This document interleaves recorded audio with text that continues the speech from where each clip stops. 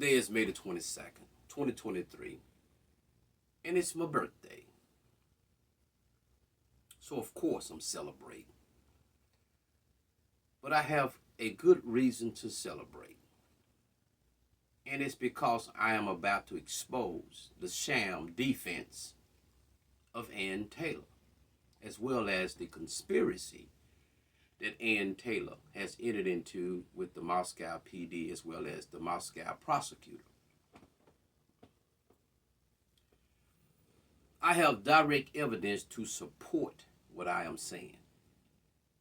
On about May the 21st, I ran across Tyler Feller's video in which he was interviewing Jennifer Coffindaffer. And that is the evidence that I intend to lay foundation for my assertion that her legal defense of Brian Kohlberg is a sham. It is a show. I am going to also expose the fact that the death penalty is not on the table for Brian Kohlberg. That has been taken off prior to Brian Kohlberg attending the status conference hearing in January, in which Ann Taylor induced, tricked Brian Kohlberg into waiving his speedy trial. But before I go any further, I am going to roll the video of Tyler Feller interviewing Jennifer Coffindaffer. He asked the right questions and got the right answer. So, without further ado, I am going to roll that video.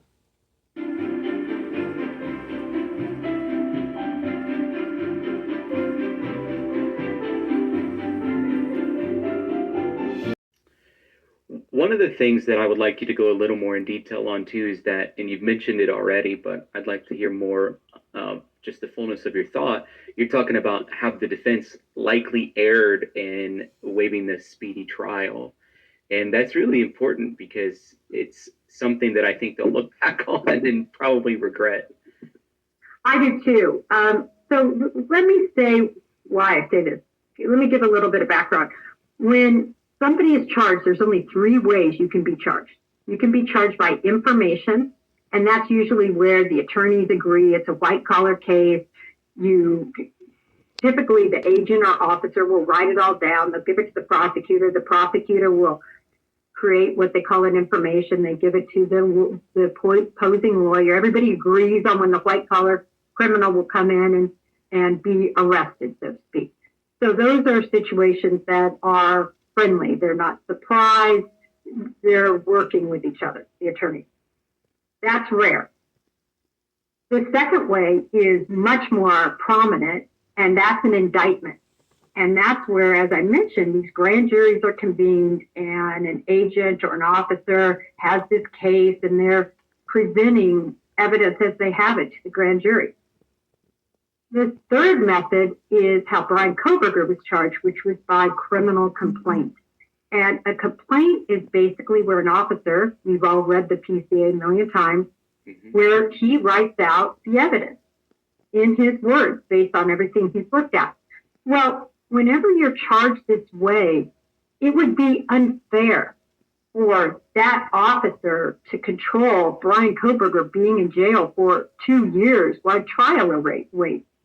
So they say, wait a minute, we need to have either a preliminary hearing to look at all those details, or we need to have a grand jury look at all those details.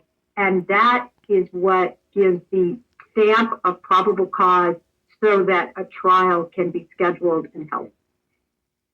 So in all my years, in 28 years, I have never seen the speedy trial waived when I've arrested somebody because of a criminal complaint. And that's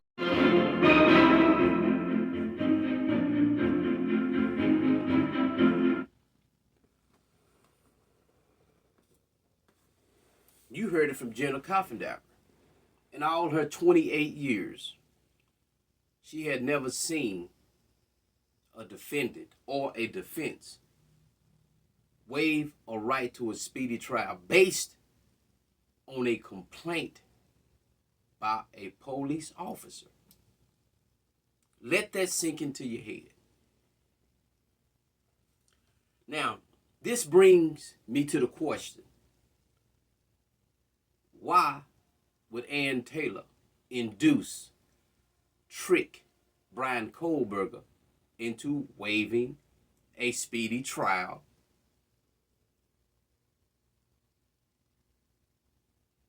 and thereby waiving the preliminary hearing, which would have occurred 14 days after the initial status conference that he attended in January of 2023? And I'm going to tell you why she did it. First of all, she waived the preliminary hearing. Let me be clear on something. Brian Kohlberg is only doing what his attorney tell him to do. Brian Kohlberg did not knowingly and intentionally waive his speedy trial. It was his attorney that induced him to do this. And here's why she wanted him to waive that right to a speedy trial. The prosecutor and Ann Taylor had already agreed that the preliminary hearing would never occur. When you consider the fact that the preliminary hearing could have happened 14 days later after the initial court appearance in January, then you see why the preliminary hearing was already pre-arranged not to occur. Now, if you want to play devil advocate and say, well, she waived that because she have all this information, the terabytes, 50-some terabytes of information that she need to look over, so this is why she needed time. No, you don't understand how law works. Let me explain something to you. Ann Taylor could have had the preliminary hearing 14 days later after the first status conference hearing in January, and then turned around to file a motion for continuance, which would have gave her plenty of time to look at the evidence. She didn't do this. The main reason why Ann Taylor tricked Brian Kohlberg into waiving his right to a speedy trial was to help the prosecutor, and I'm explaining. Remember, the probable cause for the arrest and the search was predicated on DNA found on the sheathing of the knife in which the knife was carried in. We don't know whether it was blood, hair, skin. We don't know. But one thing we do know is they didn't find anything in their crime labs in Idaho, so they sent it to Texas. Lo and behold, it matches Brian Kohlberg. That's where the real problem lies. Ann Taylor and the prosecutor, knowing that this purported DNA was made up, contrived, invented, did not want the public to hear about it. This is why it was already prearranged to waive a speedy trial, thereby waiving the preliminary hearing within 14 days of that initial status conference in January. This brings me to the question, if you are genuinely represent Brian Kohlberg, why would you not take the opportunity to build on the fact? Because it would have came up at the probable cause hearing. where she could have asked these questions that she did not want to have to ask in front of the public. Whatever witnesses the prosecutor brought at that hearing, which would have been police officers, we already know Dylan Mortensen wouldn't have been there because they just would have used her affidavit. Ann Taylor had the opportunity to ask who did the initial analysis on the alleged DNA on the knife sheeting in Idaho, their qualifications, their training, and who did it in Texas, they qualifications and training. She didn't want to have to go there because it would expose that you had officials in Idaho and in Texas contriving DNA evidence to point at Brian Kohlberg. This would have showed an overt attempt to focus only on Brian Kohlberg. Now I'm going to set that to the side. She also would have had the opportunity to question the officer who presented the sworn complaint of the charges. This brings me to the Brady Gigolo list of officers. I am of a firm opinion that this particular officer who filed a sworn charge against Brian Kohlberg is the same officer on the Gigolo Brady list that has a credibility problem. And this is something that Ann Taylor knows and the prosecutor, so they wanted to circumvent it. They wanted to get around it. Because had the preliminary hearing happened, it would have been public. And Ann Taylor would have been on display for the public to see what type of questions she would have asked in regards to the DNA, how it was collected, what officers collected it, what techs perform it, what's their training, what's their protocol. She didn't want to have to go through this here. And that is a big deal, a real big deal.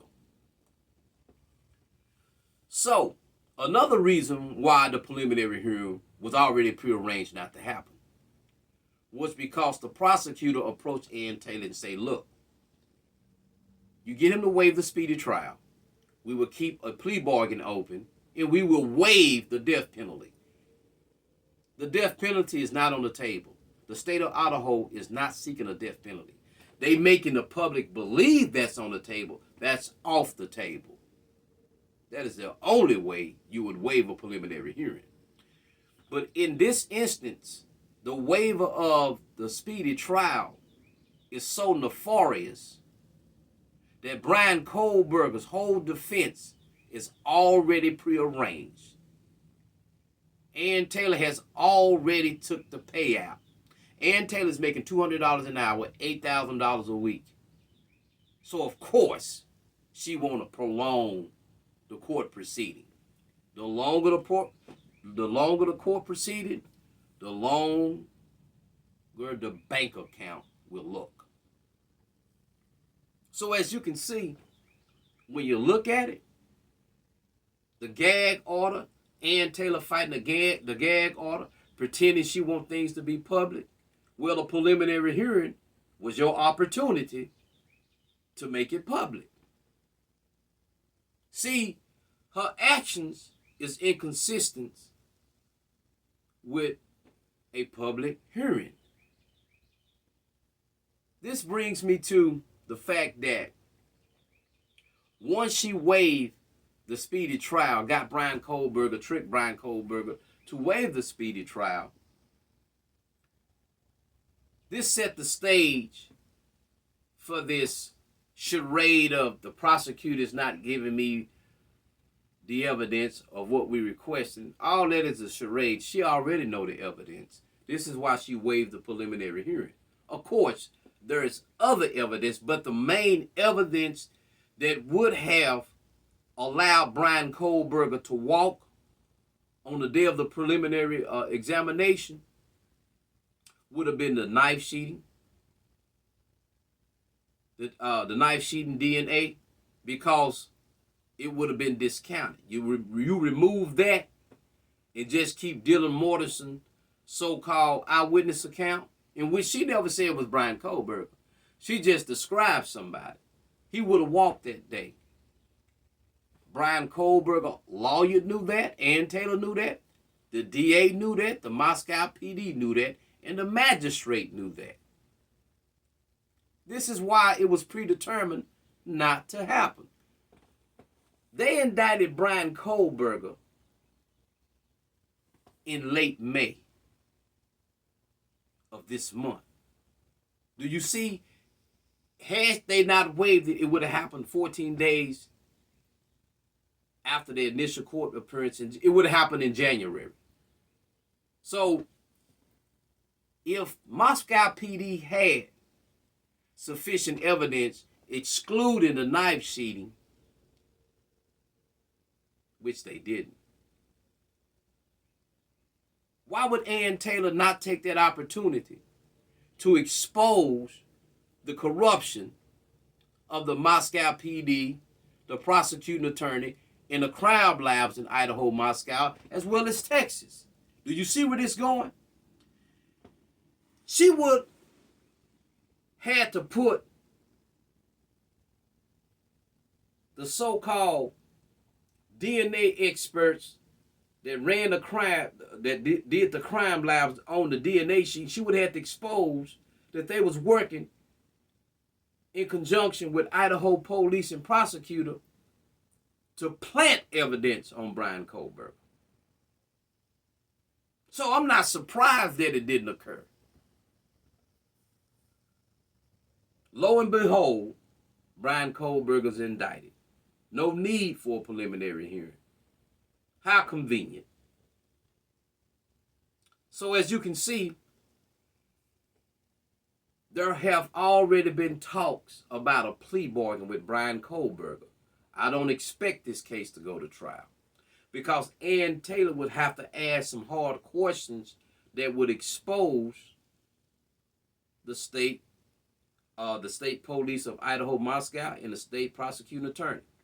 Even though the DNA on the knife sheet, people think that that's out the window, it can still be brought up at trial as to how Brian Kohlberg became their corporate initially. And they don't want to have to go there. So like I said, the planned sham defense of Brian Kohlberg is being orchestrated by the state of Idaho.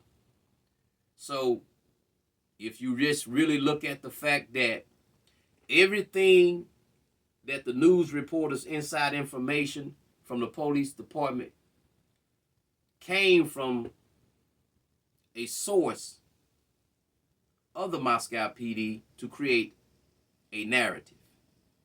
And that narrative is and was that Brian Kohlberg is the killer. Have you noticed nothing from inside the Moscow PD so-called information given to the news media was said about Bethany Funk and Dylan Mortensen? It was always Brian Kohlberg. Brian Kohlberg. They continue to paint this narrative. By now, you know that Brian Kohlberg don't understand the law like they want you to believe. The subjects he studied does not deal with criminal procedures, motions, how to defend. That wasn't his study. Because otherwise, he would have said, oh no, we're not waiving the speedy trial. Let's have the preliminary exam. What defendant would waive a preliminary hearing to challenge this DNA that Brian Kohlberg know it's not his? He know that's not his. We know now that Brian Kohlberg know that he left no DNA on that knife sheeting.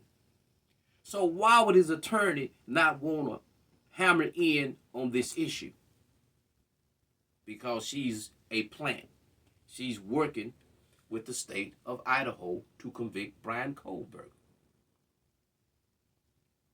Good morning to all my subscribers. Thank you for tuning in. And if you like, subscribe and share. By the way, if you want to donate to celebrate my birthday and to support the station, I will have my Cash App information on this video. Good day and good morning.